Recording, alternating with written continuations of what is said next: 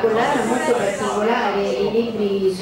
raccolgono autori che sono anche molto diversi, c'è Joseph Roth, Dostoevsky, Dumas, Proust, il figlio di Tolstoi. Ebbene, nonostante appunto siano autori diversi, di nazionalità diverse, di temperamenti diversi, direi che questi primi libri che escono hanno una loro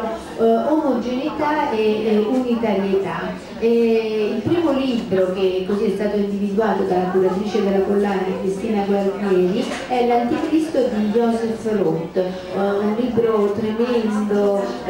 ossessivo, ossessionato, che dalla presenza dell'anticristo nel mondo, nella società, e quindi dalla presenza del demonio, del male nella società, e racconta anche appunto la storia di un esilio, che poi è la storia di Joseph Roth stesso, esule per via della politica, del nazismo, del resto del comunismo, e quindi diciamo che questo libro che inaugura questa collana è dedicato alla storia appunto di un esilio e dell'anticristo, del demonio del mondo. Ebbene, direi che questi altri libri che poi appunto seguono questo di Roth sono tutti sulla stessa linea d'onda, sullo stesso motivo, tutti dedicati a storie in cui il tema dell'esilio, dell'estraniamento dal mondo, della solitudine politica, esistenziale, della gelosia e appunto dello straniamento sono temi fondamentali, e quindi si può dire buona lettura e buona compagnia